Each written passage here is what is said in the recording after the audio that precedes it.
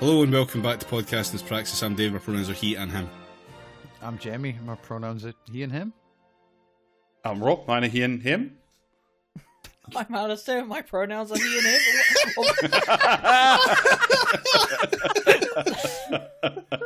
him. A massive wave of uncertainty has just hit the podcast. Oh, it's too hot to have concepts like gender and shit floating about. Yeah. Yeah. It's too hot for anything. I don't want to do this. Just Too hot. Yeah. If you're too hot, just release your spores. It's much better than having genders. Rob, why am I here? It's too fucking work with podcast. Why am I here? Because it's fucking Britain and we need to, talk about it. Like, that's I don't know. What do you want? Do we? from I me? have it on good authority that Britain soldiers on regardless, so... More than 5 years ago, you were the one who came up with this idea now, David. So, perpetually Right, okay. physician heal thyself. Right, well, we all fucking make mistakes, don't we? Hurry up and get on with it. Oh, shut the fuck up. Anyway, hey, but, you know what? Because What it's an such a warm day, incredible I segue. Shut the fuck up. Anyway. Well, does it make it not true? No, I thought for a delightful change of pace and to ease us into the heat summer madness, I thought I'd start with some an actual tidbit of good news for a change. Possible? Yeah, so you remember a little while ago when the government said to the entire UK creative industries and said, well, actually we're going to make an exception to the law and we're going to allow AI companies to just train on your shit regardless of any, copyright you hold or, things of that nature. So Yeah. I was looking forward to poisoning the data set. yes, exactly. Well, sadly, because a whole bunch of artists and writers and newspapers got incredibly mad at that for all the reasons you'd expect, that plan's been killed off. It's no longer happening, And with good cause. Yeah, so something good happened, and there was a list of organizations who'd done a thing, and there was an article in the Telegraph, so they listed themselves obviously in the Financial Times, the Guardian, etc., etc., etc. But they also listed Mumsnet, which apparently joined the crusade against. Yeah, okay. Which, look, to be frank, given the average content on Mumsnet, I also don't want any AI to be trained on that for all the reasons. But hey. I think I know exactly the angle, and it's not an invalid angle for them to be coming at it from. Because obviously every single Gen AI at this point has been implicated in, statistically almost one CSA imagery fucking scandal once. So, yeah, not surprising that even they would fucking got on board with telling this shit to fuck off. Trust you to bring the fucking mood down with a serious answer. Yeah. Well, You know what I mean? I was going to do something. This bigotry is bespoke. You know what I mean? You can't just mass produce it. Yeah, they like their AI the way it is, posting completely insane shit on Facebook and going, wow, this country used to be real. Yeah. So yeah, remember the three-headed milkman. Yeah, remember when immigrants used to be hard bin men and drink from a hose, etc. Remember when the postie was completely smooth? Yes, that was Postman Pat. Yeah, him and Fireman Sam. Together at last. So, the new trading data rule isn't going to be that they could use all works everywhere all the time, but sort of along the lines of fair use, which is what you already have now. How you can use small clips from movies for criticism and posting online without immediately getting dinged for copyright infringement. So they're going to train the AI on films by just uploading it in 200 2-minute clips or whatever, like they do on fucking Twitter. I assume so. Yes. Cool. But yeah, so just this bit from the Telegraph. However, ministers are concerned that stricter rules would make the UK an uncompetitive place to develop AI, which would damage the economy. All right. Well, I think that's actually good. Like, okay, but have cool you and good place. Economy? Yeah. Sources within, I think this is sources within the ministry, cautioned against false expectations that the creative industries could be shielded entirely from machine learning. So, you may have won this round, the DCMS shook its fist, but we'll be back for the next one. Yeah, I'm sure this ruling will stop thousands upon thousands of trawlers just clambering over every single fucking website in existence. Multiple times a day. Yeah. I think the only thing left is just to post at such an intensity and volume that our posting essentially just becomes 90% of what the AI has. I reckon we should add another mic and just, like Jamie said, poison the data set with it. Just shit that fucking people can't hear, but drives machines insane. Just stuff that normal people, not those horrible dog people. Yeah. Fuck Batman, am I right? Yeah. David is racist against the werewolf community. It's very, it's late in the game that we find this out. Anyway, back to more British news. What if we just stopped learning things from the past and just decided to turn the taps back on? Wait, are we supposed to be learning things from the past? Yes, you can do that. It's optional. Yeah, the werewolf community doesn't want you to know about the powers of silver. So, this is a decent piece from Martin Arnold in the Financial Times. I'll just quote you the opening. The UK financial watchdog has announced plans... Hey Arnold. I don't know. I haven't checked the size of his head, but if you want to grab the calipers, we'll make a day of it, Jamie. If your head was that shape, why would you have a hat so small? I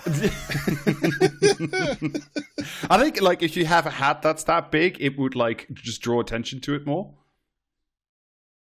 Also, you'd have to get it specially made. Yeah, custom hats. They're very expensive. Well, I mean, where's he getting his extra small hat?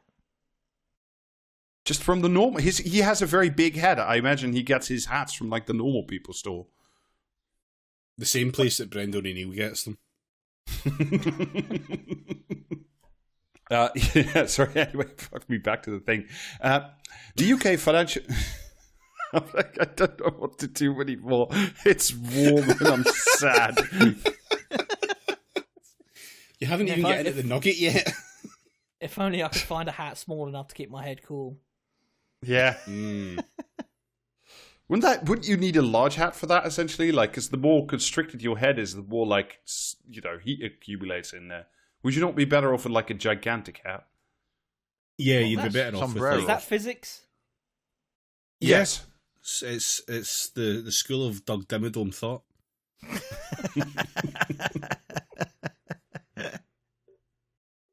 Fuck me. Sorry, right. You were saying something, Rob. No, I don't know what to do anymore. I'm warm, and it's just I have to talk about Britain. Let's just talk about fucking old cartoons, yeah? Yeah. Do you reckon Arnold's mate and Marge Simpson are related? I think they have to. Although, is his head also going through all that? That's an established world of weird head shapes, whereas The Simpsons isn't. So maybe his head just does that. Yeah, true. The Kennedy verse. The only thing I want to know is whether or not he's got hair under that very small hat, or if he's just I don't know, razored part of it out, shaved part of it out. I should probably say raised part of it out. How hot is it over there today, Rob? It's very warm. It's 20 plus degrees. Plus, the dog, who I love, is insisting on sitting on my lap and just baking me to death very slowly. Yeah. Have you considered having your hair raised? Just got those little scaffolding comes from the Fraggles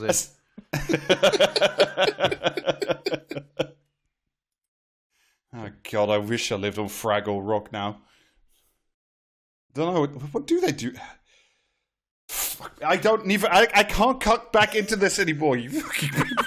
We've short-circuited Rob. You ruined my life. Oh, fuck me. You know, when you said let's talk about stupid cartoons, I was like, I don't know how to fill 90 minutes with cartoons because I don't have notes on that. And it's like, of course I don't. We're just scrolling through the notes, hoping something comes up. Control F cartoon. Just going to Wikipedia and just like hand slamming like fucking Danger Mouse into the search box. Right, everyone, back to the Inspector Gadget wiki. Oh, don't make me open that. Don't make me open that one again. Oh, fuck my life. All right, are we gonna cut this in anywhere? Like what we do? I don't know anymore. What we do? We're doing it live. This is all staying in. Fuck my life. Oh, I was gonna try to take it from the top and then. Just, I was gonna say just take it from the top, and I'll try not to mention Hey Arnold again. This fills me with confidence, Jeremy. I'm going to be real. I don't think we can do it. All right, I'm going to make an effort. And, you know, just Same. in advance of things, fuck you, Jamie. What the fuck did I do?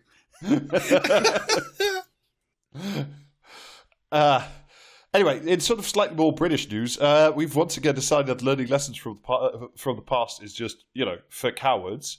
This is from Martin Arnold at the Financial Times. I'll just quote you the Is he first related little to Ed, and Eddie? See my previous statement, dick. Well, the three Eds aren't related though, so like. No, of course not. That'd be weird. Fully shed, boy. All right, I'm going to cut this nugget. I can't do this. Do the nugget. Just fucking do the nugget. Yeah, I'll just log off the call for 2 minutes. Do the nugget, Rob. Fuck. All right. So, in turning into like slightly more British matters, in which, you know, once again we decide that we don't like learn anything from the past. This was a good piece a couple of days ago in the Financial Times by Martin Arnold. I'll just read you the first bit. The UK financial watchdog, the FCA, has announced plans to water down its rules on mortgage lending to make it faster and cheaper for people to get home loans, despite consumer groups warning of increased mis-selling risks. British lenders will be freed. Standard FCA things.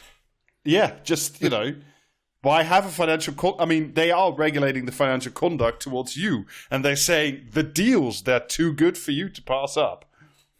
No one said the conduct had to be good, just that it has to be financial. And authorised, yeah. British lenders will finally be freed from having to provide formal advice or carry out full affordability assessments when arranging new mortgages or like remortgaging for many customers under plans outlined last Wednesday. So, you know, you remember a couple of weeks ago when Rachel Reeves was demanding of like all the regulatory agencies about like how they were supposed to be the ones to do the growth? Well, this is that. What if we just, you know, deregulated the mortgage industry? 2008? Well, it was great. I mean, look, that was a really feels good like time this is for a solved everybody. problem, honestly. Yeah, but it's different. This isn't Jamie. even like the complicated shit where you need to look at like what politicians say and do to get an idea of what they might think. When we've literally done this and like one of the somehow many once in a lifetime fucking fiscal calamities I've been through in my life. We want to make it easier, faster, and cheaper for borrowers to make changes to their mortgage, said the Director of Retail Marketing Regulation, Imad Aladal, in a recent speech. That's what I want to hear from, you know, my regulator of retail banking. Faster, easier, and cheaper. This is I'd love to be a guy who has brackets regulation in the job title and just saying, yeah, less of this. Yeah. So among the things that now like no longer like mandatory for banks to do, but are become like slightly more optional, is like they for now they've been like mandated to provide advice to like lenders, when where to turn if something goes wrong, where to turn for support if like the interest rate rises or something. But this form of it, like this advice, which is like or was regulated, quote again the Financial Times, also includes the lender checking if the home loan is suitable. So, Nice. we just don't need the bank to check anymore. Because if it's a remortgage, like if you remortgage your house like 15 years in, presumably you have the same job and everything else is, absolutely the same. So why would you need to check again? Somehow 2008 returned. Yeah, but in a really different form. Was this announced in Fortnite? What they should do is they should get one banker to just explain how like the fucking financial crisis like isn't practical to happen again. Like they did with like the fucking, what do they call it? The fucking Hodor maneuver or whatever the fuck they say in that film. Where they, you know what I mean? It's like just saying nobody feels like killing themselves today. You know what I mean? Like that would explain why not everyone's just gonna ram a fucking spaceship into someone else. But guess that's why J.J. Abrams is making the big bucks, right? Hold on, I just need to log into Fortnite to collect my Director of FCA skin. Does he have a cool I didn't gun? think it was weird when Fortnite had financial conduct season. All the guns come out of briefcases.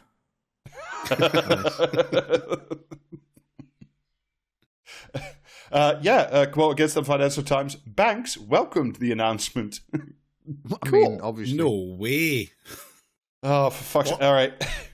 Well, now that we've done the little bit, Jesus Christ, I'm having a day. I'm sorry, guys. I'm sorry, but I'm in the depths of the Hey Arnold wiki. And I'm looking at there are 85 comments on the Helga article, and I've just put Jesus fucking Christ. I mean, can we not like just stay on task for one podcast? Is that too much to ask? Oh. Hey, Helga calls Arnold football head because he's a freak. Well, I mean, oh my god! Oh my god! There's a fucking like multi-paragraph comment that starts, Helga deserves better, and it's understandable why she became so hopelessly head over heels for Arnold, and it goes on for about 6 more paragraphs. Hey Arnold, phrenology. This is a hard pivot even for this. Oh, thank you, Google, for the AI overview. That's really helpful. The Hey Arnold character, Arnold Shortman's distinctive football-shaped head, is not related to phrenology. Aren't all heads related to phrenology? Not this one, though. He doesn't actually have a skull. This is the worst fucking... Holy shit, this was the worst Google search I've ever done. People also ask, what is Helga Pataki's diagnosis? I'm expanding that. It is bipolar disorder. Thank you. Cool. Well done, Google. I don't want the internet anymore. What? I've barely watched Hey Arnold. All I know is just like the guy with the head. I don't know any of these other fucking people. I'm scared and confused, and I thought we were doing a podcast. She deserves happiness, but not with Arnold. Well, this is so say we all. Like that. Hi, I wanted to apologise for being mean and rude on the comments for hating that girl Helga while she was so grumpy. Apology accepted. Yeah. On behalf of the global Hey Arnold community. Did we actually finish the nugget about banks? Yeah, we did. I don't know what to do anymore. We're going to need to put interstitial music between each one of these nuggets. Oh, for fuck's sake. Fucking hell. Well, Rob, you wanted Heat Madness. I didn't hear it not like this. Inside the Sears universe, Arnold's head is an inherited trait. His mother Stella has a similar shaped head.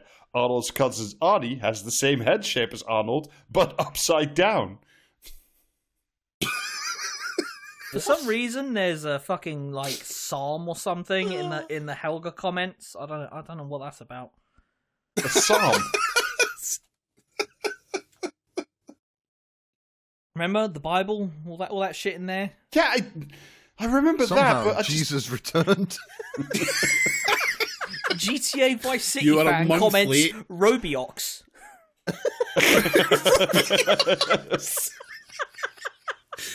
This is like Gen Alpha Boomer Facebook.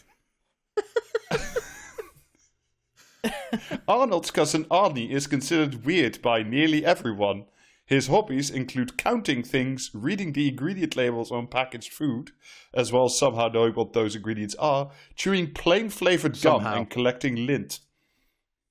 Okay, so we're just doing fucking like ableism now, are we? No, we're not. I'm trying to make this stop. I don't know how to get. I don't know how to get out of this anymore. Do you know what might help? Read more of it. I know. Post your notes onto the Hey Arnold wiki and read them from there. Oh, fuck my life. All right, do you want to, like, all right, I'll give you a choice at this point in time, because I'm dying. Do we want to talk about big Keir Starmer racism speech, yay or nay? Or do we just want me to do the long article and then, like, we just, salvage whatever we can from this, like, unholy nightmare? No, we need more to salvage. 50% of this article is fucking football head-shaped. No, we need to do both. Okay then. All right, let's just. We will talk about the fucking racism hour that the Starmer speech now, because I don't want to, but I feel that we do have to. It's it's kind one of our those job. things. Yeah. Just for like some context and for like some clarity, just to not necessarily to be fair, but to have sort of a reasonable idea what everybody's talking about. Starmer did his big speech on his plan to cut migration, plan to safeguard white communities, etc., etc. And in it, he alluded to, well, I'll read the two things. He alluded to a speech, the speech by Enoch Powell, the Rivers of Blood, Yeah. Full racism speech. I'll give you the paragraph of Starmer first, and then by, as a comparative contrast, I'll give you the actual Enoch Powell speech bit after that. This is Can Starmer. you do it in the voice of Emperor Palpatine? No. The BBC did Why it. are You you are right asking? to refuse that, Rob. This is Starmer. Nations depend on rules, fair rules. Sometimes they are written down, often they are not. But either way, That they sounds like give the shape. the worst fictional spy ever, but like would be absolutely beloved by Keir Starmer. My name is Rules, fair rules. Sometimes these are written down, often they are not. But either way, they give shape to our values, which is like completely the wrong way around. The values usually give form to your rules, not the rules create the values, but never mind. They guide us, the rules apparently, guide us towards our rights, which again, that's not the way that works, but No. of course, but also our responsibilities, the obligations we owe to one another. Now, in a diverse nation like ours, and I celebrate that, these rules become even more important. Without them, we risk becoming an island of strangers, not a nation that walks forward together. Which, as far as metaphors go, is also fucking dreadful. But the important bit But is the always island of twirling, strangers. twirling towards freedom. Yeah, it's fucking dreadful writing this in like literally every regard. But Yeah. anyway, Channel 4 should do a show that's like Stranger's Island, just to capitalize on this. Fucking just by compare and contrast, this is the actual bit from the Rivers of Blood speech. While to the immigrant, entry to this country was admission to the privileges and opportunities eagerly sought, the impact upon existing populations was very different. For reasons which they could not comprehend, and in pursuance of a decision by default on which they were never consulted, they found themselves made strangers in their own country. So it's, strangers in their own country, island of strangers. It's kind of not quite, it's not exactly the same, but it certainly leads, towards the same thing. I will say, it's pretty obviously like fucking riffing on the Enoch Powell thing, but I imagine there's like millions of centrists everywhere in arguments right this second going, well, the words aren't even in the same order. Well, 100%. Yeah, You've got to remember these people love the Gasleak government. Yeah, I mean, this would look even worse if he had, I don't know, somehow managed to condense the 14 words down to 11. Well, I mean, he did actually make it much cutbacks, briefer. He put it yeah. into 3 words, Alistair, because he was speaking behind the podium with a large slogan that said, "Securing Britain's future" on top. So, just like normal things. For who? No questions at this time. For that one Vork.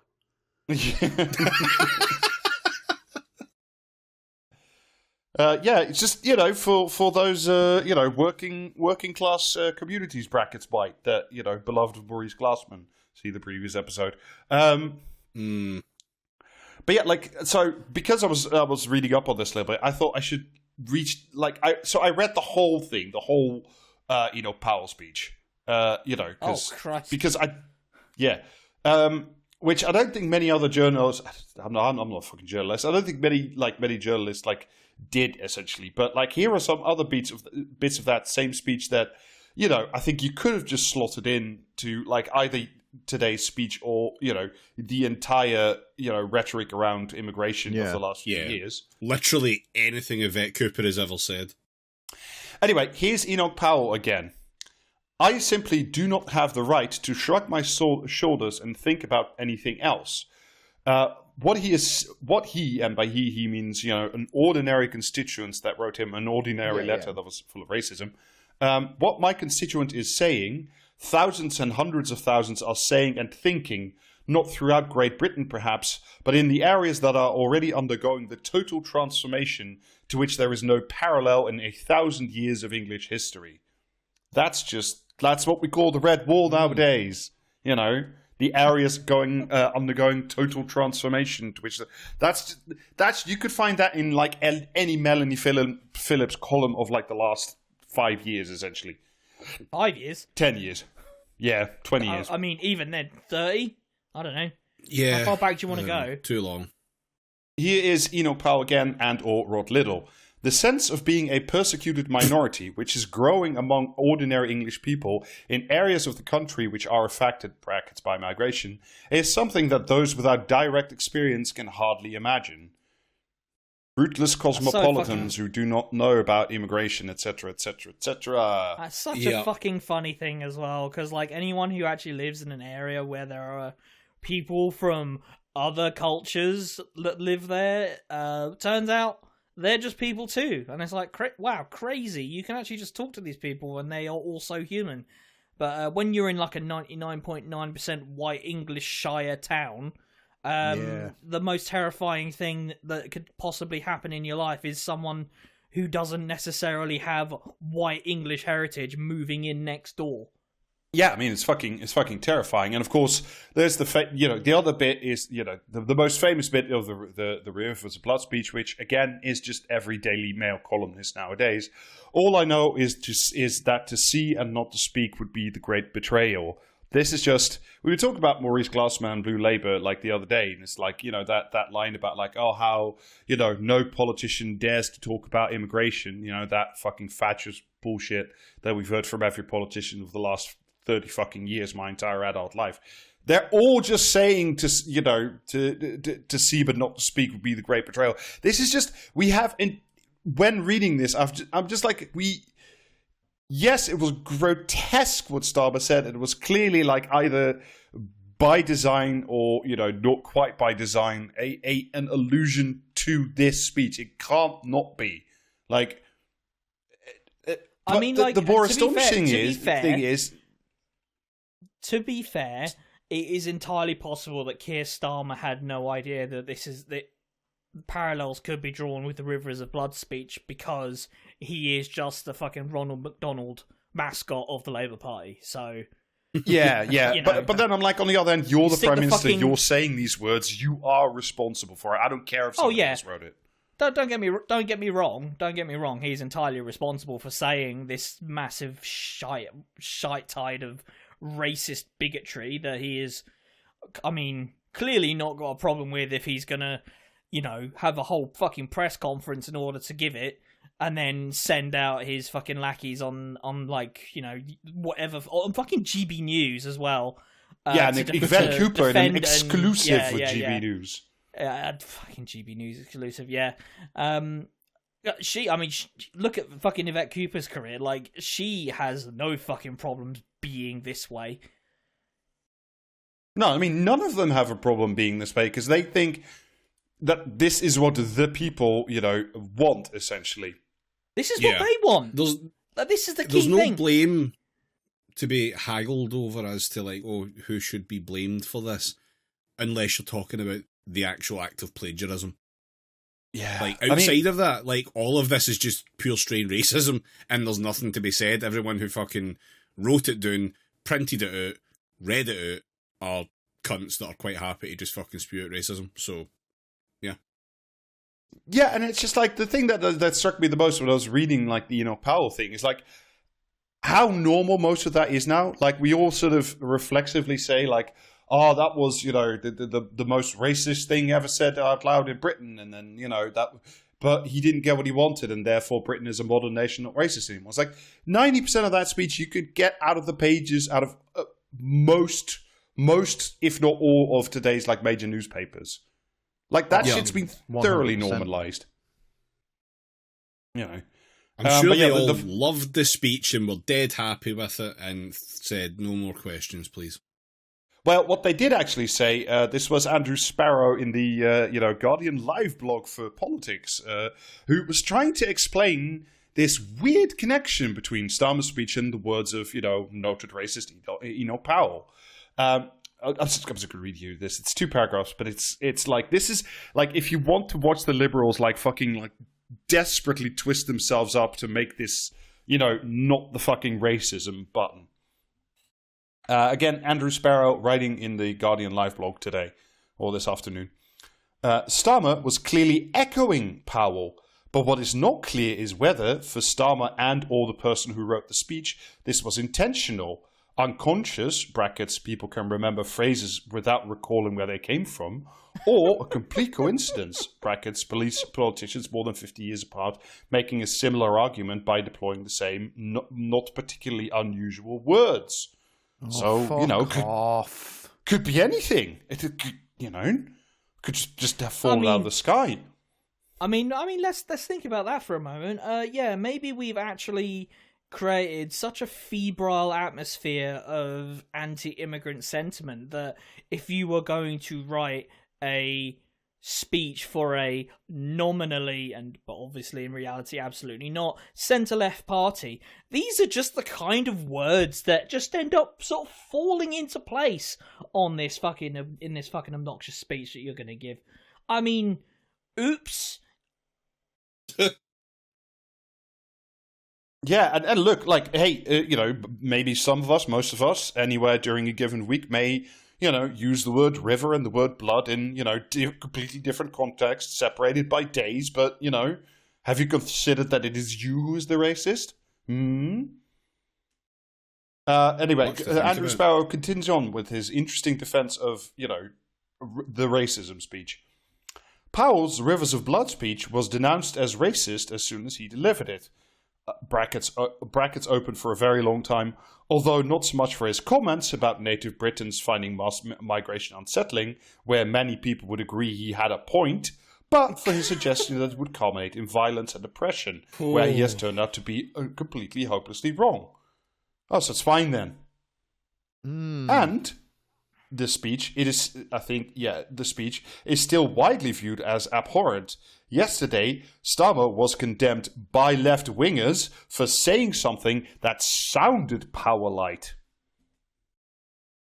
I mean, does he go on at any point to sort of say that Enoch Powell had what he had said was, on its face racist, or is it just other people said this? Only left-wingers say these things, Alistair, not real people.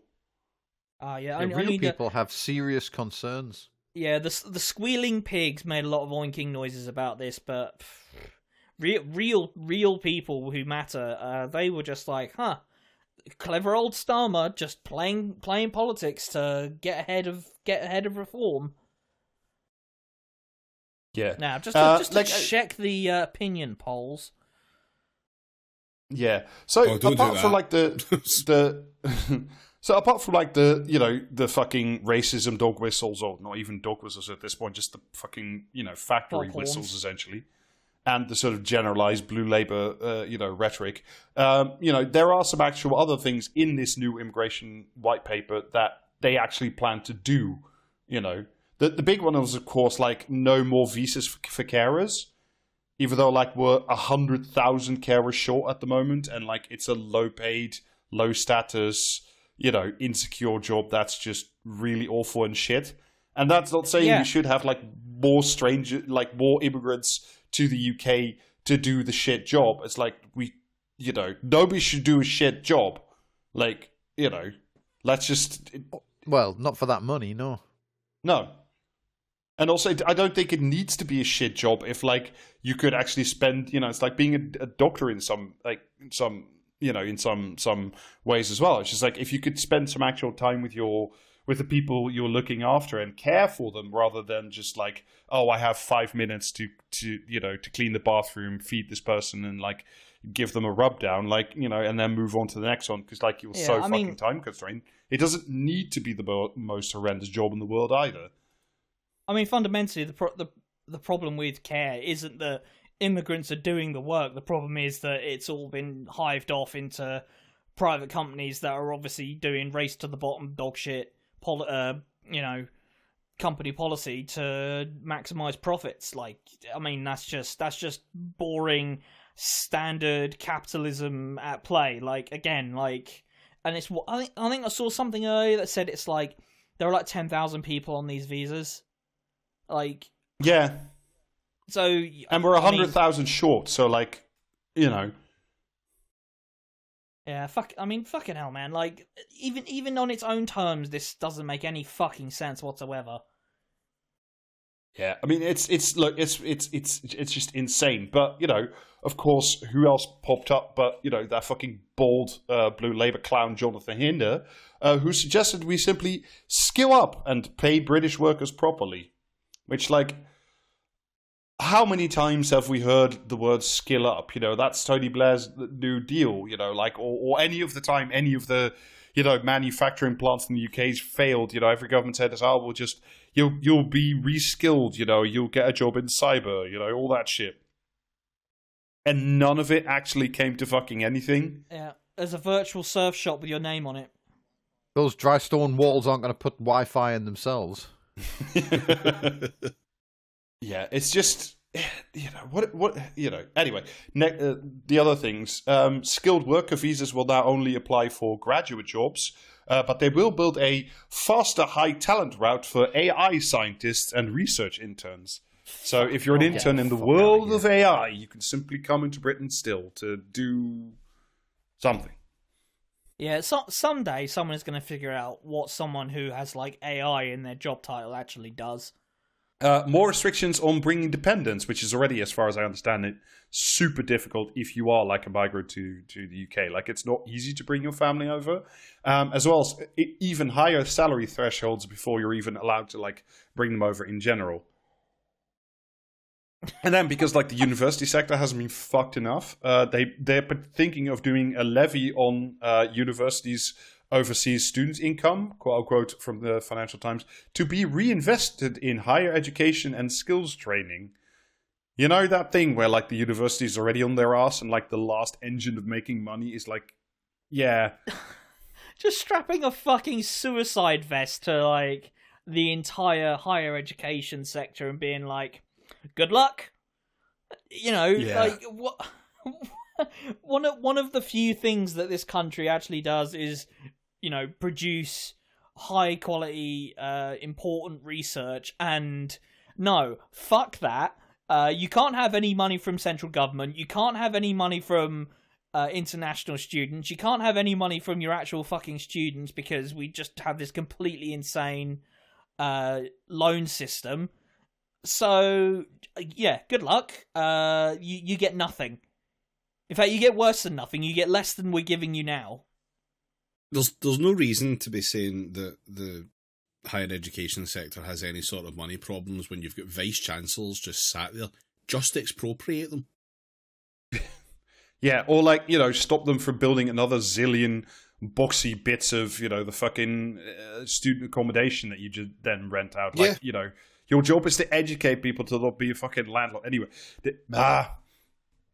another thing, it's one of the, you know what? It's one of the two professions that I'd use that word advisedly that you're actually allowed to be in this fucking country. That and cops. Yeah. So.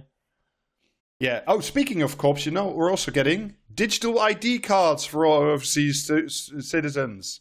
It's ID cards. They're here. Woohoo.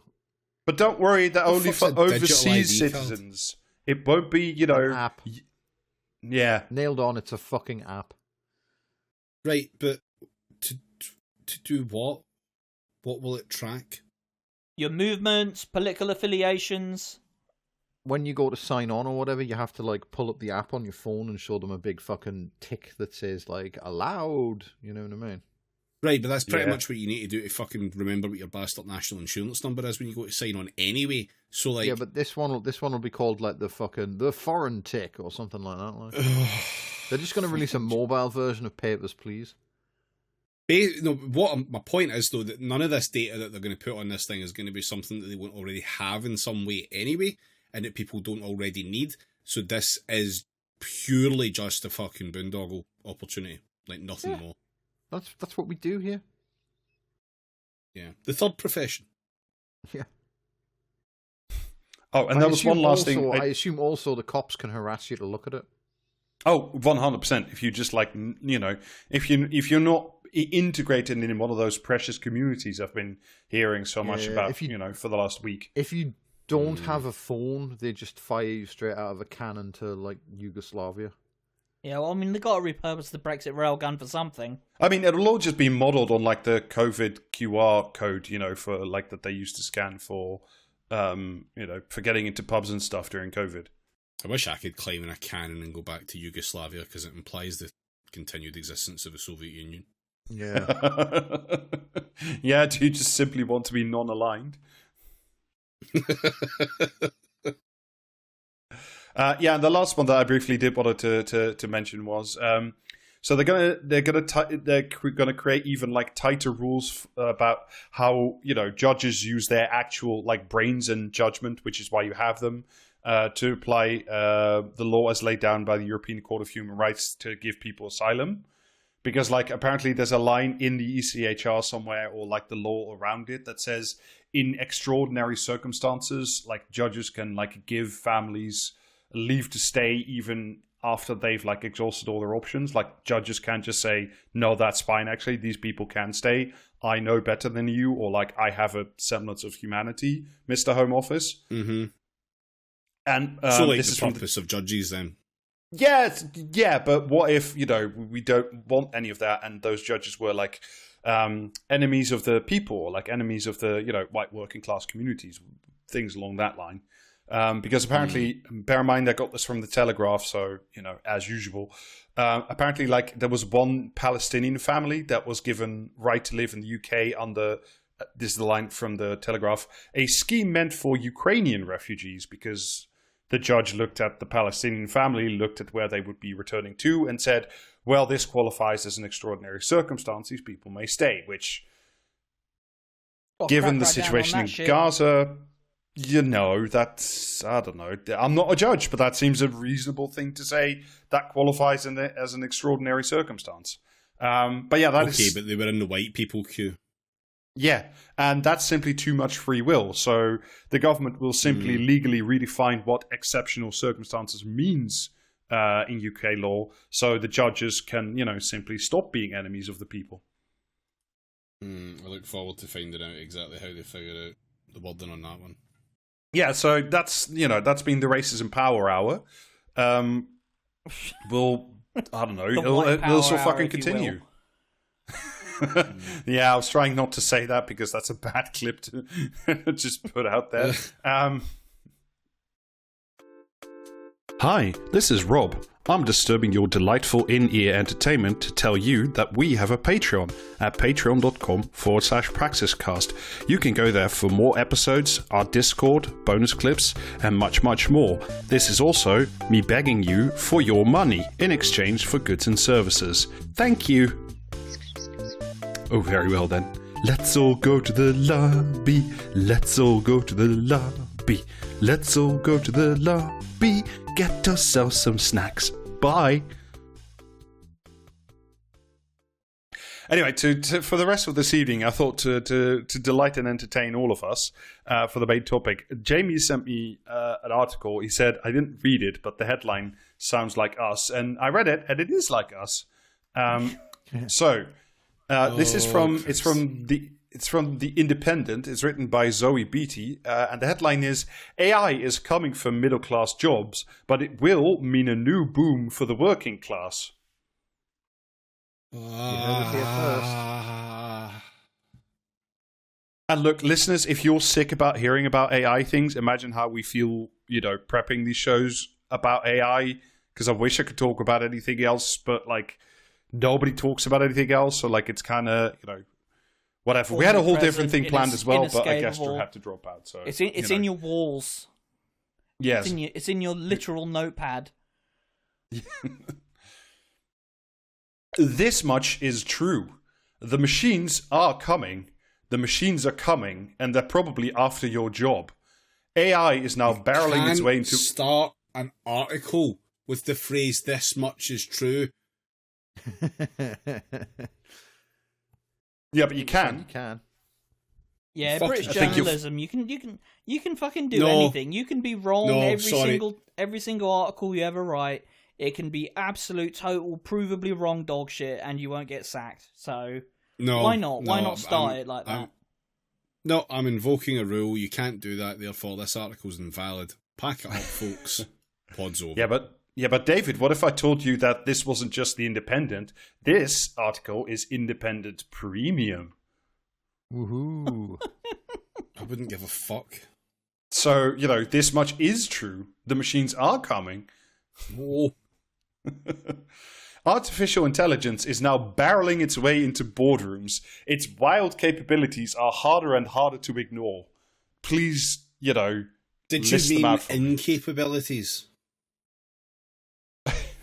Well, actually, it's that's like a hyperlink, actually, and it's a link to an article where it's Sam Altman talking at some fucking AI conference about AI will suck you off. About how in 2 or 3 years AI will be smarter and better than humans in general anyway. So, those capabilities are harder to ignore in the distant future where that will still not be true. But also today, apparently. AI can manufacture, enter data, and analyze it. Well, I think we can all guarantee that AI can indeed manufacture data, sometimes out of whole cloth. It can write, parentheses, very good, copy, drive vehicles. No, it can't. Citation needed. Neither of those things. And tend to vexed customers. Citations needed. And tend to vexed customers on automated company chat boxes.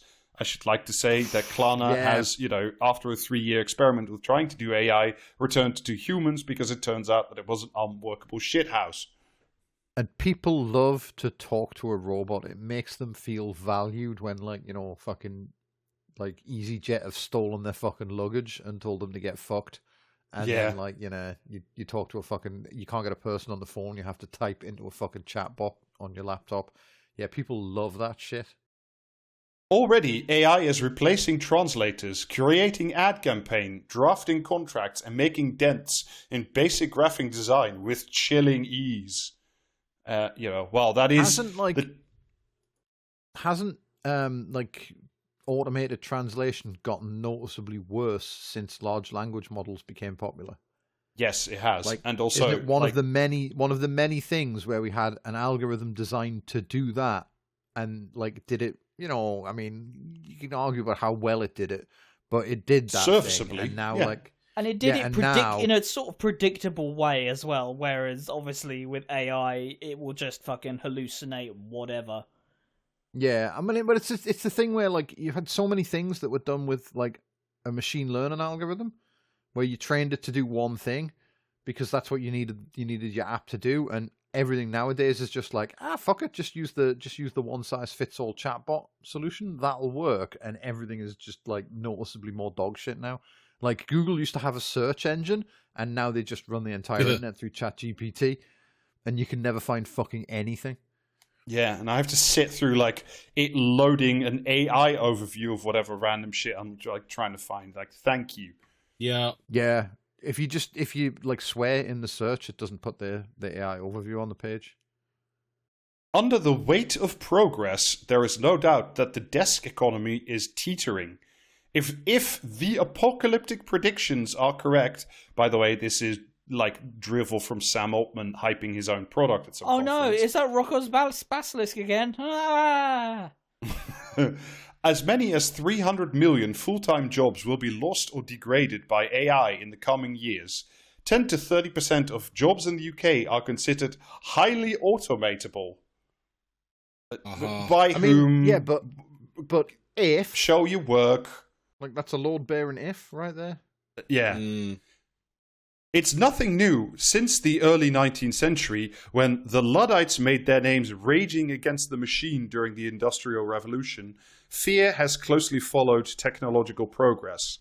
I should once again ask everyone who mentions the Luddites that what the Luddites did was smash the machines, not because they hated the machines, but because the Luddites clearly saw that the machine was replacing not them, but like was replacing a wage economy where they could live. It was not that I hate the machine, it was I hate the owner of the machine. That's not the same thing. There's a very, very crucial fucking difference. And I wish you people who use the word Luddite actually read like not even a history book, but just the Wikipedia page about the Luddites. Yeah, but like, you know what I mean? The Luddites were wrong because what they should have done is just like taken a hammer to the fucking owner of the machine. But this time, another kind of work is standing firm against the tide, and, some argue, it could signal the beginning of a different kind of revolution altogether. White middle-class professionals have usually presumed themselves safe in the face of technological advances that in the past appeared to threaten those in skilled labor. Over the years, traditional working-class roles on the production lines and clerical work have been taken over by machines. Think self-service tills or AI-powered robots running factories. The robots aren't powered by AI, they're just programmed to like put the door on the car. Yeah. Like, tell me you've never been in a fucking factory. Guess what? They're already full of fucking machines. There's hundreds of the cunts, and you know what? They can't fucking run themselves. Yeah, but self-service checkouts, though, famously a thing that everyone fucking loves, and that works really well for the job for which it was designed. They haven't had to put, like, a bunch of different fucking cameras all over the fucking thing to stop people scanning, like, one asparagus and then running off with a PlayStation. Oh, never mind that. I can't go to a self-service checkout without having to get someone over to fucking do a thing on it. You've not solved the problem. You've just moved someone to a shittier job. Yeah. But now, as AI takes hold... Jesus Christ, the writing on this. But now, as AI takes hold this time... Either say, but now as AI takes hold, or say as AI takes hold this time. Don't say, but now as AI... Oh, just... Listen, that first now this was time a fucking warning and you disregarded it. Jesus. It is the middle classes who are facing the threat, or actually losing jobs to technology. They're not real. Shut the fuck up. There's no such fucking thing as the middle class. The thing is, I can't see AI learning how to rewire a plug anytime soon. You can't see it learning because it doesn't fucking learn. The thing is, I can't see AI learning how to rewire a plug anytime soon. Tag O'Mahony, a 30-year-old electrician from West Cork, says. And Tag will be our guide through, the working classes versus AI for the next many paragraphs. Right, I mean, that's better than an article I saw this morning, possibly in the Independent again, or on the BBC, I think it was, where they were, I think they went to Bolton, and they were like, oh, lots of immigration in Bolton. What do people think about it? And they asked two fucking road workers called John and John, and would you be shocked to learn that the two fucking middle-aged white guys who work on the roads were like, you can't buy a house around here anymore because of all the foreigners. Yeah. Also, quite willing to bet that they did 50 interviews and then found the two guys they wanted and, clipped them into it. You cannot train an algorithm to install solar panels. ChatGPT can't care for your mum. A chatbot... Because it doesn't have arms. Shut the fuck up.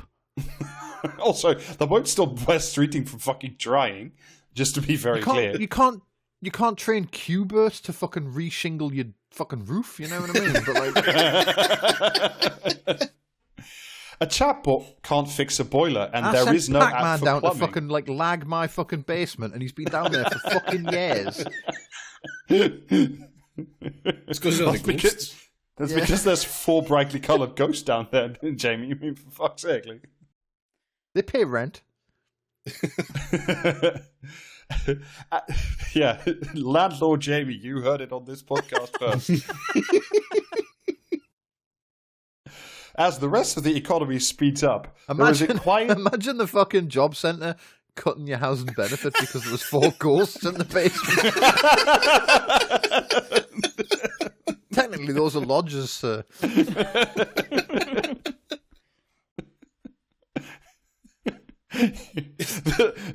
the Keir Starmer bringing in the labyrinth tax to stop the ghost from just getting away with it. Asking you where the ghosts are situated so they can fuck you with the bedroom tax. Yeah. As the rest of the designated a squat. As the rest of the economy speeds up, there is a quiet and important recognition lingering, someone still needs to lay the bricks. So this is essentially... that still needs to lay the bricks. So this is the gist of the entire fucking article. AI will actually liberate so many people from their white-collar jobs, and they will all retrain as plumbers and brickies, and then they'll actually make way more money. So AI is good, actually. Yeah, because famously, if the entire country became plumbers at the same time, they would all... The wage for plumbers would remain very high, yes. Uh-huh. That's exactly how it worked with giving everyone jobs in cyber. Could the age of AI... Sorry, it's why they're so desperate to teach an AI to write code that doesn't immediately fall over and light itself on fire. Because then they could finally, they could finally stop having to pay, Yeah, some of the last actual highly skilled, highly $800,000 paid. a year to keep the internet running, yeah.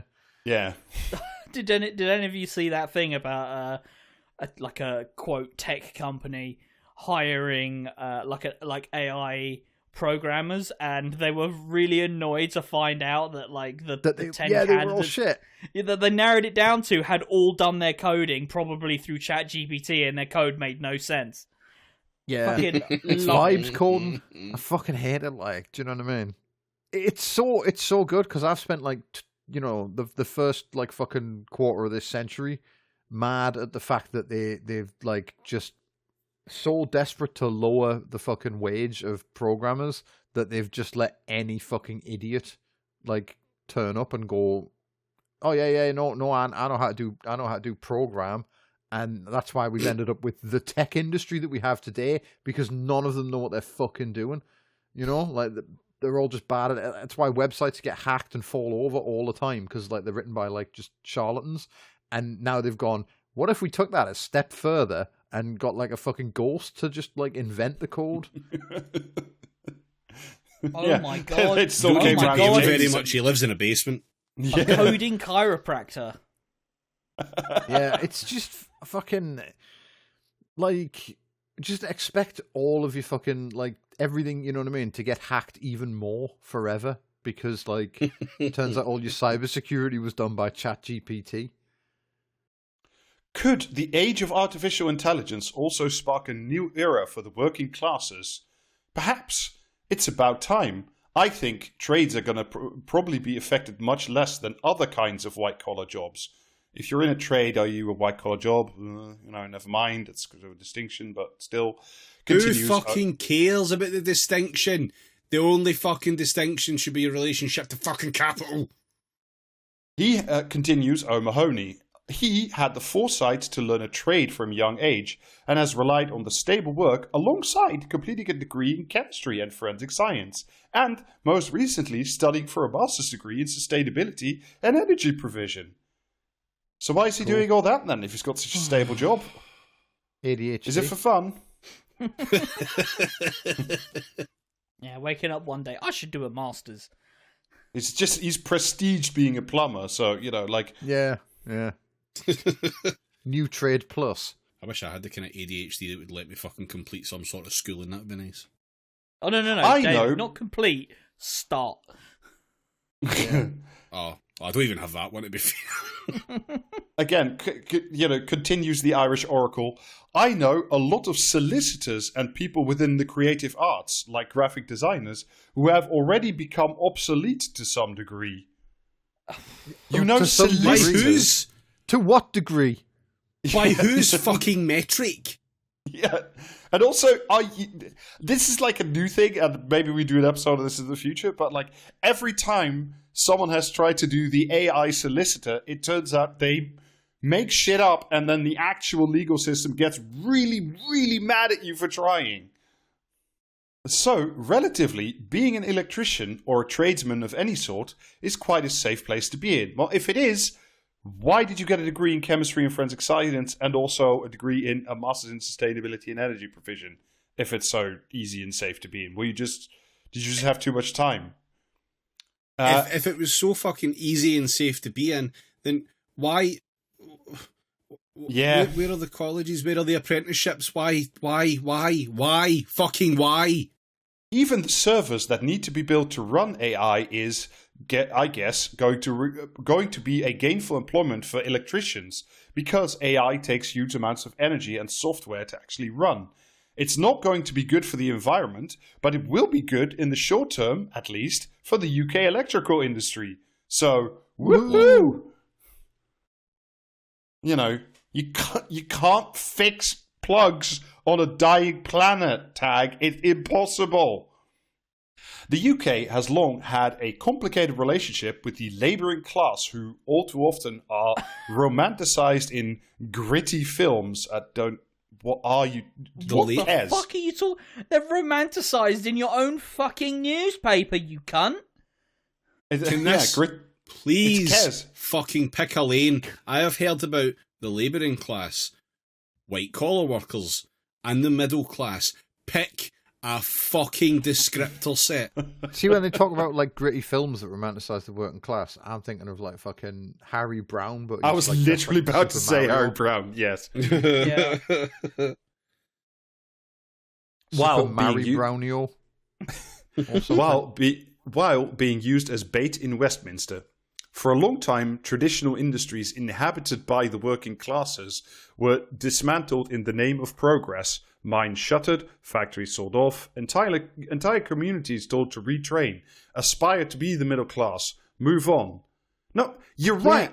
But why then now are you saying no, they will actually these entire communities of now middle class, white collar professionals, oh no, these guys, they will all actually retrain. Don't worry about it. Yeah, it's like oh yeah, this all happened before, you know what I mean? And like don't ask any questions about which class did that and which class is now pushing for AI, because it'll be good this time, we swear. Yeah. Now, as more digital roles become vulnerable to automation, the jobs long dismissed as low status, physical, manual, skilled trade, suddenly seem less replaceable and more essential. Socially, they gained value. Oh, so What? those jobs that during the COVID pandemic were deemed essential. Turns out a lot of those are actually quite important, and you can't just get a fucking chatbot to do things like stacking shelves, delivering shopping, things like this. Actually, kind of foundational to the society that we live in. Whereas, sadly, we have to hear about the latest verbal diarrhea to come out of the nearest tech AI dickhead, and have much ill ink spilled about it. Fucking great. What if AI replaced all the journalists and then they all like got jobs stacking shelves and delivering shopping, and that drove everyone's wages down? What if that though instead? I love that last line, by the way. I'll take it. That socially they gained value. It's like, yeah, but they didn't gain a better salary, did they? No, When I we all know, fucking, like, stood no, outside not and clapped for monetarily. nurses. Yeah. Yeah. Oh, there's still roads around here that have like "Thank you NHS" on them, and it's like, That's depressing. imagine if instead of sending like a fucking team out to close the road for a fucking day to paint that on, if instead you just, you know what I mean, use the money on literally anything else. Mm. What a society Somewhere- we could live in. Somewhere along the line, being necessary and useful became less valuable than simply having a degree, no matter what the subject or the grade. Yeah, that's... And whose fault is that? Also, I love Tony Blair. somewhere along the line. It's like, oh yeah, this just happens, like the weather, just kind of, fucking changes over time. Kids It's just got mad for fucking degrees, like, you know what I mean? It was like, They it was like really did. pogs and fidget spinners. Might that all be about to change? ? Maybe, but that might only be part of the point, says Guy Standing, a British economist. Excuse me? Fuck No. off. No. No, come on. Come on. Oh, fucking hell. A British economist and author of several books, including The Politics of Time, Gaining Control in the Age of Uncertainty. A fucking ripping page turner from a British economist, Guy Standing. I have 3 signed copies at home. Everybody's I'll- read The Politics of Time. I love Hideo Kojima. Quote Guy, a lot of commentary on AI at the moment is simplistic in the sense that it talks about replacing humans with robots, things like that. You mean like the entire first, many paragraphs of this article, he explains. Whereas personally, I think that as with all technological changes throughout history, it will create as many jobs as it destroys, if not more. More importantly, what AI will be doing is changing the nature of the labor process. We need to have a complete reimagining of what it means to be in the precariat. Oh, Okay, so what you're saying is, yes, AI will destroy a lot of jobs. Yes, there will be different jobs. But if we just redefine what precariat means, everybody will be super happy that they might not be able to afford the skyrocketing rent in like a year or two. just replace your tenant. Just replace your tenants with a large language model, whatever. Who cares? Yeah, or some Nothing ghost. matters anymore. Yeah, or some, If or some today- ghost. If today your job is to do X, then tomorrow your job will be to fix X after the fucking AI has done it as Y instead. I mean, that's already a lot of fucking people. Yeah, I don't know how mean, many people have posted in our Discord about how, like, oh yeah, they've told us that we have to use this bit of software. It's dog shit, and all I do is fix it now. But do you see that thing? Shout I out to like, Dorian's posted? son, or whatever it fucking was. Yeah, that was exactly what I was going to say. Like the fucking the post from whatever website that post was from, where like they have to use a mandatory AI transcription program for insurance, and like it just hallucinates their son Dorian into like a third of all calls. And so this guy's job where it was once to process insurance claims, it is now to remove Dorian from the insurance claims generated by the AI. Control F Dorian, Control X. The future is now, old man. All right, let me see if I can get through this next sentence, which is truly some fucking atrocious writing. We believe in you. So far, the no, I can't. So far, the precariat have often, brackets, but by no means exclusively, been the people who, comma, disenfranchised and ignored by mainstream politics, hyphen, particularly the left, hyphen, are driving populism. What the fuck, like? Semicolon, voting for Trump, comma, cheering Yes! for Forgotten Raj.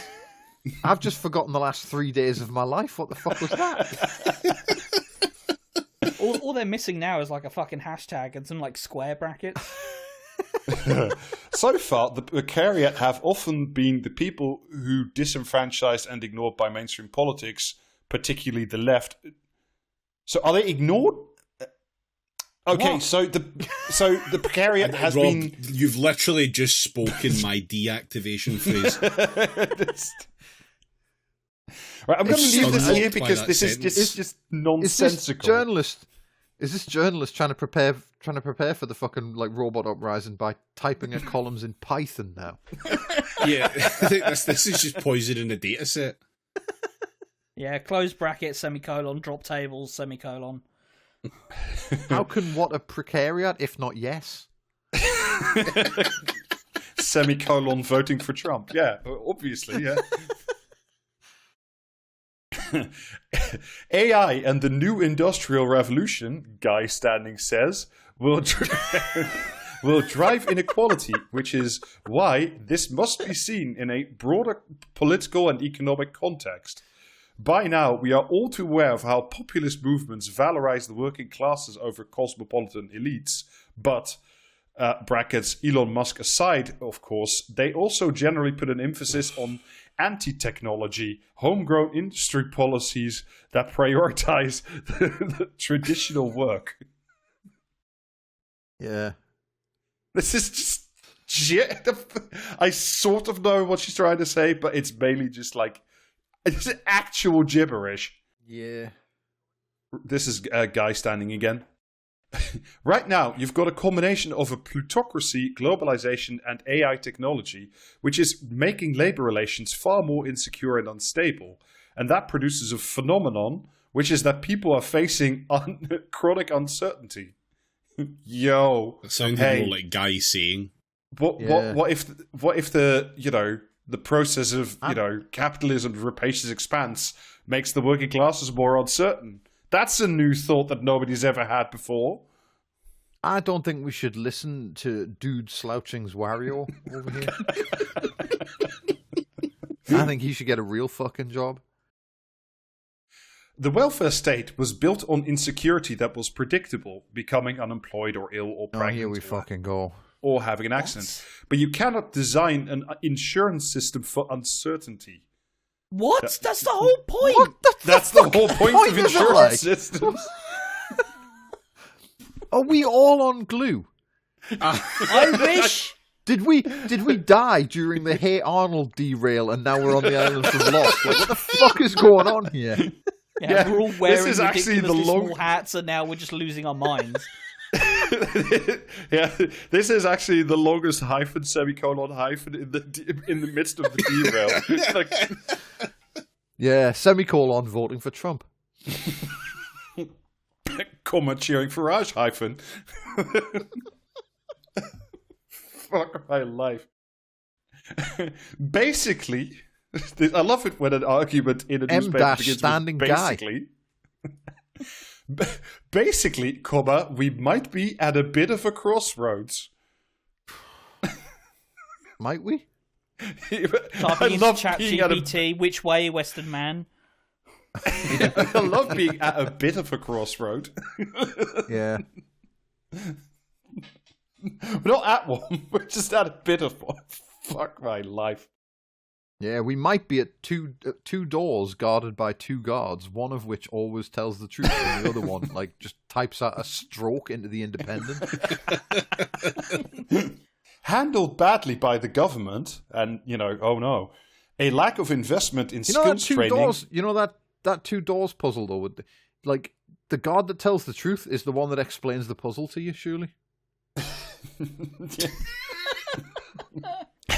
Handled badly by the government, a lack of investment in skills training, lack of apprenticeships, inadequate education on technology and work, that directionless uncertainty could entrench a new form of digital classism, even fuel the kinds of hazardous politics already wreaking havoc on both sides of the Atlantic. Right, so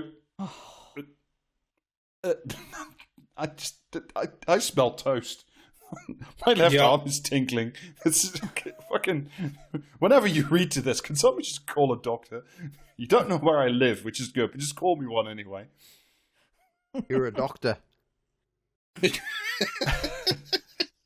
However, if we listen, AI won't just change how we work, but also how we see valuable work. Yeah, it'll be much more highly sought after because it will be, a diamond in a pile of shit. O'Mahony says this change is already in action. Promises of social mobility, essentially if you go to university, you climb the class system, has proven to be pretty empty to many in the last few decades. The impact of AI on those generations following this path will even go further to solidify that.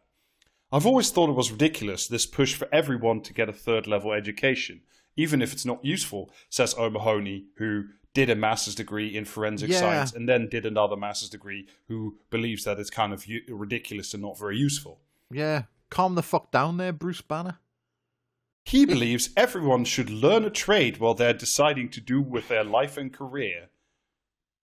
Okay. I mean, just fuck this prick, honestly. Also, where did you dig this cunt up? Oh, yeah. From the fucking, the local trade teaching college, I assume. Yeah, he's got to have a book out or something. As if it's the fault of fucking, millennials and Gen Z or whatever to have been born into a society where the only possible way that you maybe might be able to obtain an average wage in this country, as if it's their fault that is the way things have been set up, when pricks like this guy make money hand over fist. Fuck off.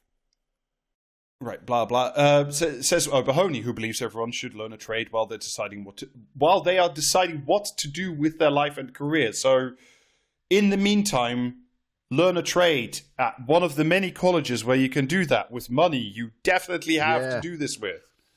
Learn a trade and then decide, while you're learning that trade, decide you want to be a fucking pilot or something. Yeah. Yeah. Just simply open your skills wallet. Mm-hmm. And it led to this massive dearth of tradesmen. This is true. We've spoken about this on previous podcasts. What is interesting now is that the guy I work, I assume with, is missing in that sentence. How did this get past the editor? But no, now I'm going to just leave it as it is. AI. Yeah, the editor's also been replaced with ChatGPT. What's interesting now is that the guy I work can charge anything because there are no electricians around. And he's earning a lot more money than a lot of people working traditionally middle-class jobs. His standing in society, that's the guy he works, has morphed over the last 15 years from being... Maybe it's phrased the guy I work because his brain slug is writing this. Yeah.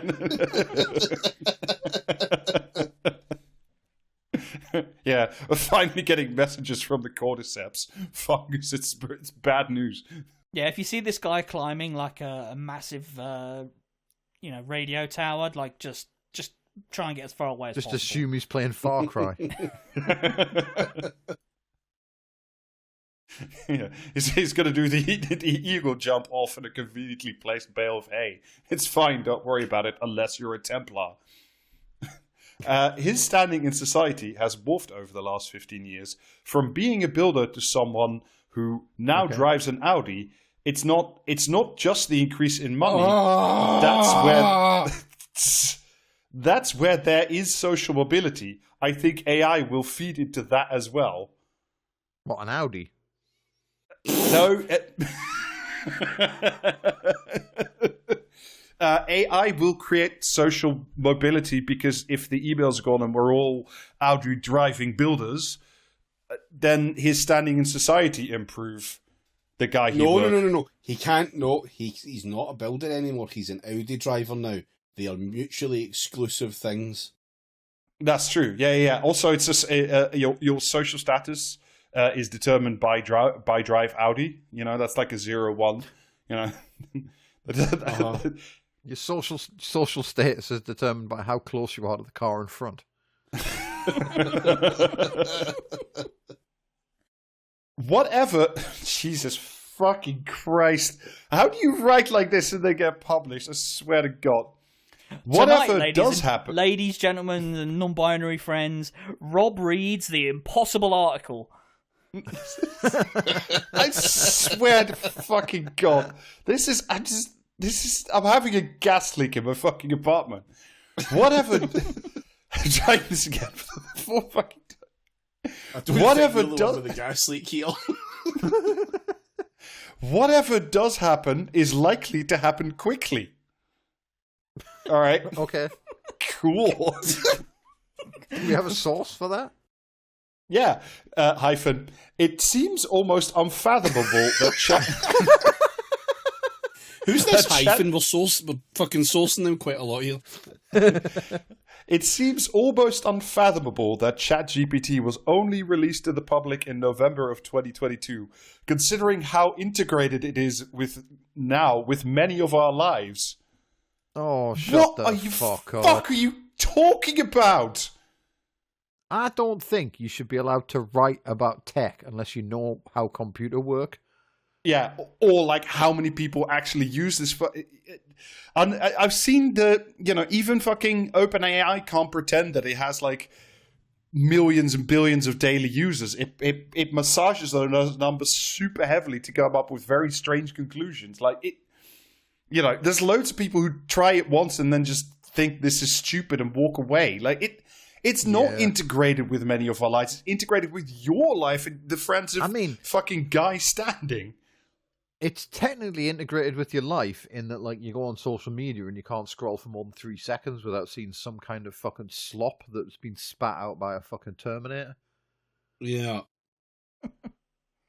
Wish I could get fucking terminated. So now is the time to look not only at what jobs have value, but why we're doing them, says Standing. In the dogged pursuit of economic growth, he says, we have lost the sense of what that means in a community. No, we haven't. Capitalism has just devalued the jobs that actually need doing. We were just talking about it. It's the people who stack the shelves, who are your nurses, who fucking clean up after your fucking nan, because she lives in a home now. We know this already. We haven't lost a sense of it. It's like we've purposely just created, a fucking highly uncertain, immigrant-heavy fucking laboring class that we prefer to exploit and then demonize. It's not. Fuck off. Here we get to the bit where I started fucking hallucinating about this fucking guy. I'm a professor of economics, says the 30-year-old electrician. Or he means Guy Standing. I'm so confused. Just write better.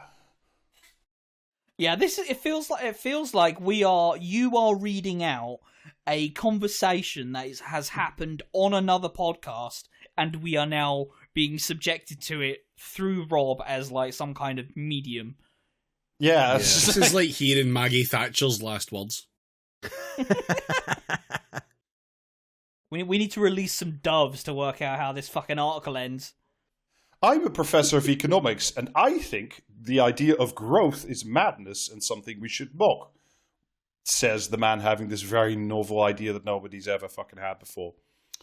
For almost a century, since GDP was started... No, it wasn't started, it was... was started in the 1930s. Was started. GDP was started. They invented GDP. Fuck off. I mean, they did. It was. It has set a precedent of what we value in work. Quote, I assume they mean guy standing here. It was a measure of resources mobilized for war. So, for example, women doing care work were not mobilizable for war, so that work was given a value of 0. It was sexist and stupid, but it was a key presumption they made when they were designing the concept. And we should be... Why don't we say something like, IQ is a bit of a flawed concept, but if you really think about it, actually, quite useful.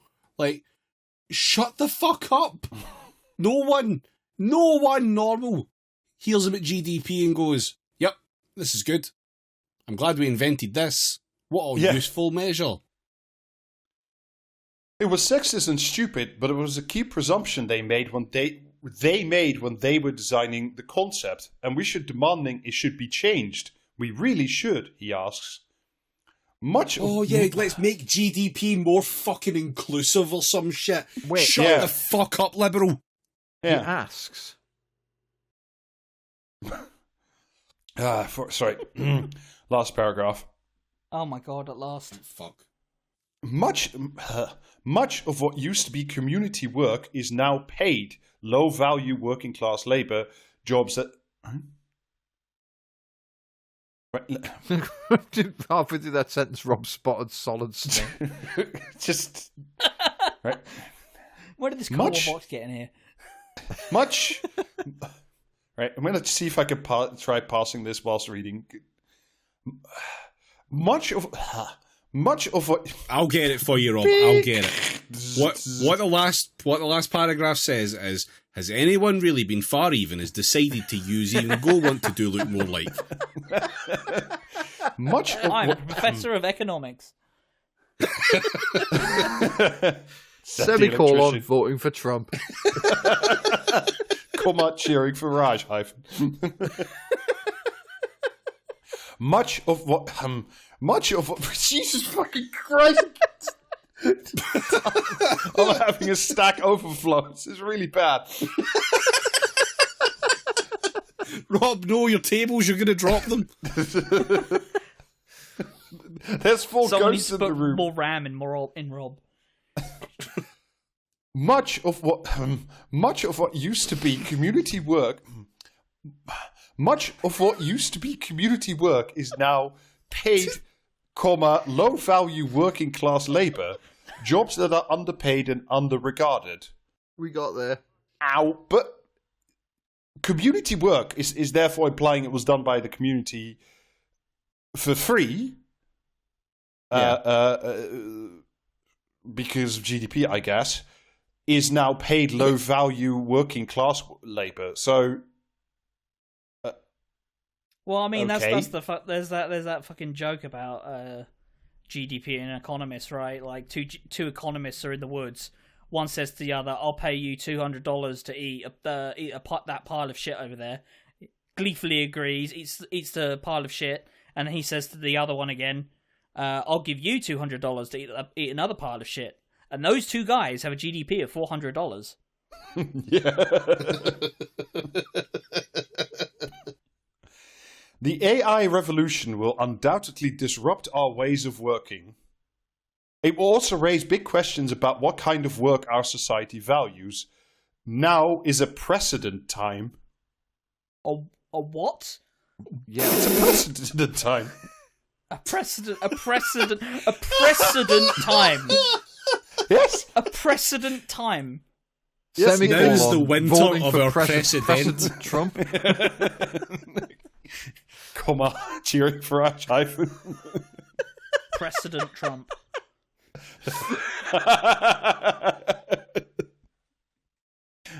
Oh, the times they are precedenting. Well, they really will just Anyway. publish any old shit, won't they? Yeah, but this is, I hasten to state again, this is independent premium. So, this is where you throw... Imagine paying your hard-earned pound coins from your job in the Alistair. slop factory. Alistair, that is a very dangerous precedent for you to really say on a podcast like this.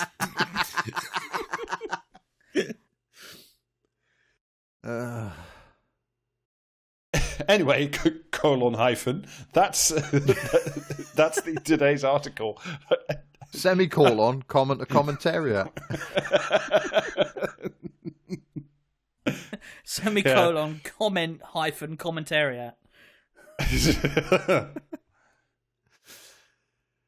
Right.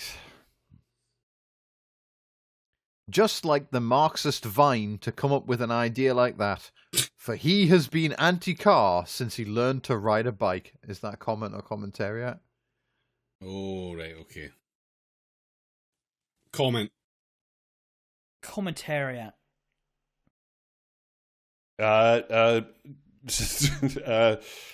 Commentariat.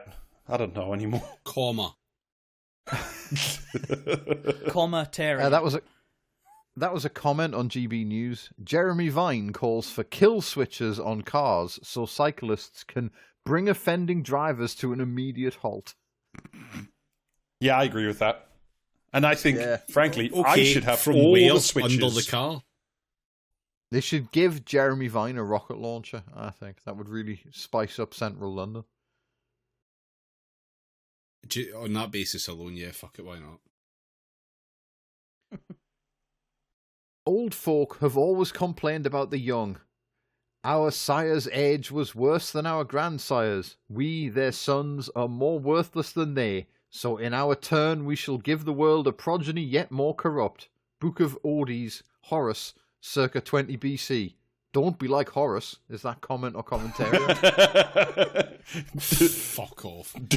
Don't do what Donny Horace doesn't Yeah, do. don't be like Horace. You know what I mean? That's a lesson for Alistair there, because he goes skiing. Commentariat. Commentariat. The Horace thing, yeah. That was a comment in the Telegraph. When students say they will Fuck's never fight for Britain, don't believe them. Yeah, I mean, it's weird. It's weird that they'd publish about the Horus heresy in a major newspaper. Warhammer is getting pretty big these days.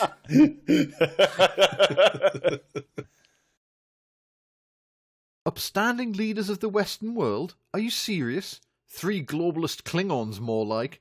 BlackRock, wannabe Napoleon, and the cover-up king. Is that comment or commentariat? That's commentariat, and it's in the Daily Beige.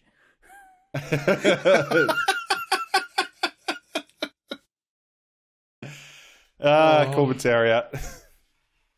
Gowron. Commentariat. That was a Gowron. comment in the Daily Mail. Gowron would Fuck's 100% have a spectator column. The truth about Starmer Because and of those Macron- big eyes. The Could you truth imagine about the Starmer byline and- picture? I'm going to need to mock that up now. Yeah, that was a comment in the Daily Mail. The truth about Starmer and Macron's cocaine party on the train to Ukraine, and the chilling message it tells us about the future. The chilling message it tells us about the future for anyone who's interested is Russia bad. Damn. Yeah, that's a conclusion you can only come to if you've done a lot of cocaine.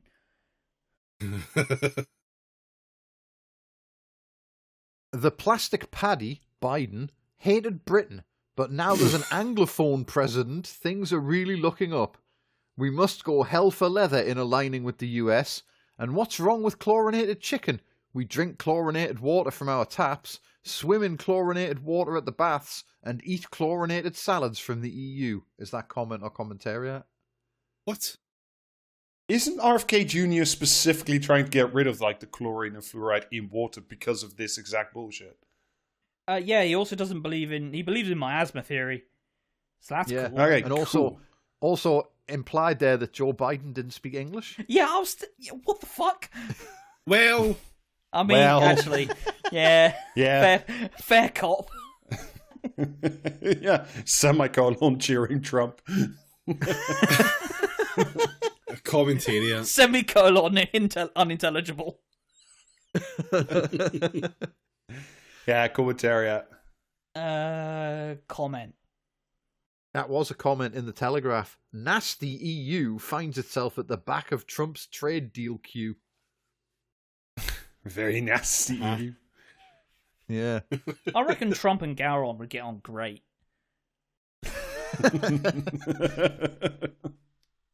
All right, last one.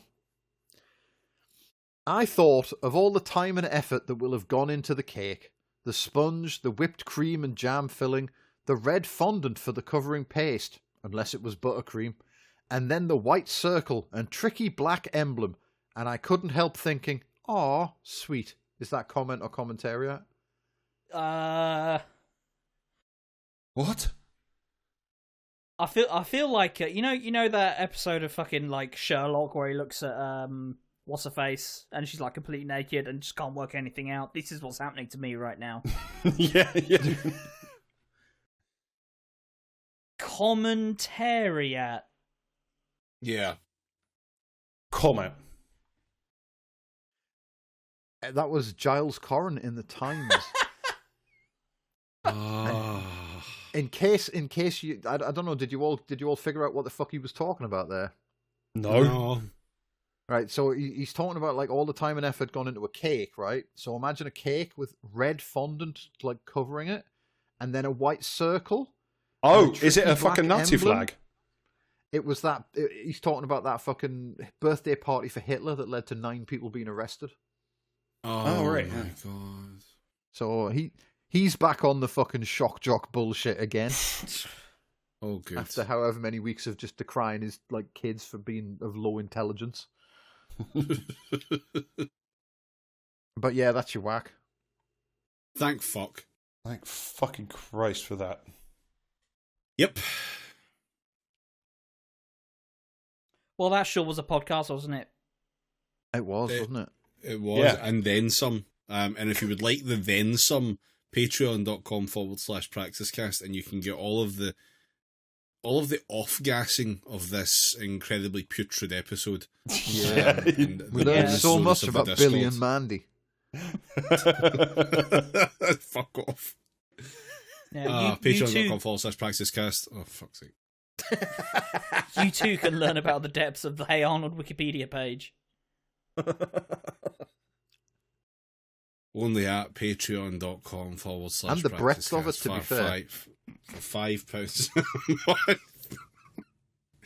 Also, merch is available, praxiscast.tmail.com. Get the fucking t-shirt. It's the one about the horrible summer that we all hate to have. And finally, Twitch streams available. Twitch.tv/praxis. Go there on a Sunday, round about 7:30-ish, maybe. I 6:30. don't know anymore. 6:30. Whatever. Time's not Honestly, fucking you real. just can't Bye. get the fucking staff these days. Yeah. Bye. Bye. Bye. Yeah, bye. Yeah, semicolon. Already cheering said drum. bye. Shut the fuck up and stop your bastard recordings. Arrivederci. Fuck you. Colon cheering for Raj.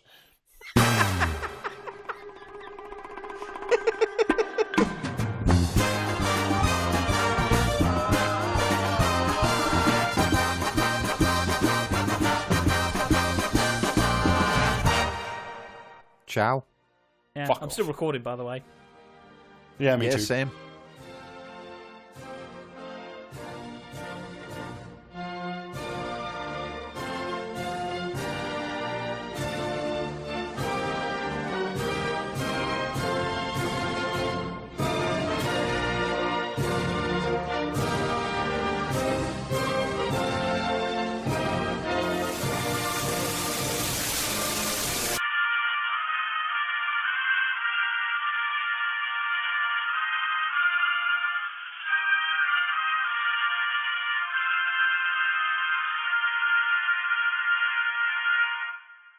Yeah, let's just do another podcast. I've got the fucking energy for it now.